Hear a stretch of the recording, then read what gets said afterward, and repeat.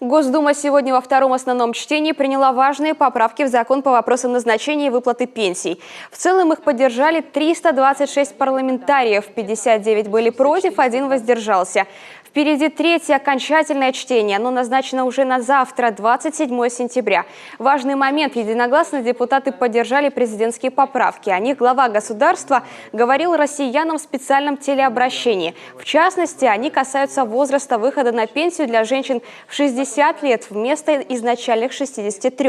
Для мужчин пенсионный возраст устанавливается на уровне 65 лет. Вот момент голосования за это. Вы знаете, что таблица поправок 1.1 сформирована из законодательных инициатив президента. Это 9 поправок. Есть ли какие-то вопросы, либо предложения по этой таблице? Нет. Ставится на голосование таблица поправок 1.1 из таблицы 1. Просьба включить режим голосования. Идет голосование, коллеги. Покажите результат.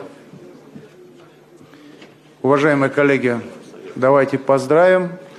Мы с вами в этом вопросе нашли консенсус, и все поддержали поправки, предложенные президентом.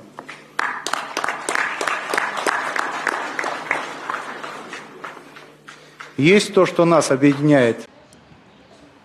Упомянутые в поправке Владимира Путина предполагают досрочный выход на пенсию для многодетных матерей и введение мер защиты для лиц предпенсионного возраста, в том числе повышение пособия по безработице для них и введение ответственности для работодателей за увольнение перед пенсией. А еще женщины с 3 детьми смогут выйти на пенсию на 3 года раньше, с 4 на 4. Для многодетных женщин, воспитывающих более 5 детей, возраст выхода на пенсию остается прежним – 50 лет.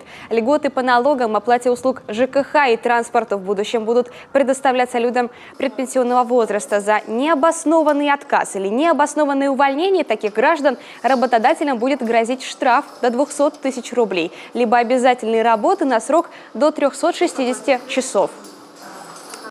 Предпенсионным, согласно этим поправкам, считается тот возраст, который наступает за 5 лет до наступления общеустановленного возраста. Гражданам увеличивается этого возраста в случае, если они теряют работу, увеличивается пособие до 11 280 рублей.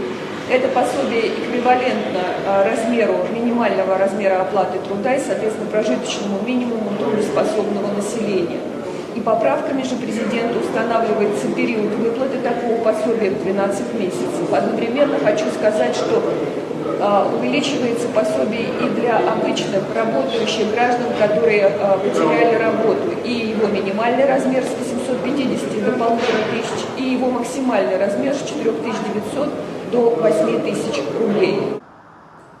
Впервые законодательно на уровне страны урегулирован и вопрос увеличения пенсий. С нового года индексация начнется не с февраля, а уже с января. До 2024 года это плюс 1000 ежегодно. После же этого периода индексация будет 2 раза в год и, согласно президентским поправкам, выше инфляции. Напомним, в этих вопросах парламентарии всех политических партий проявили сегодня редкое единодушие.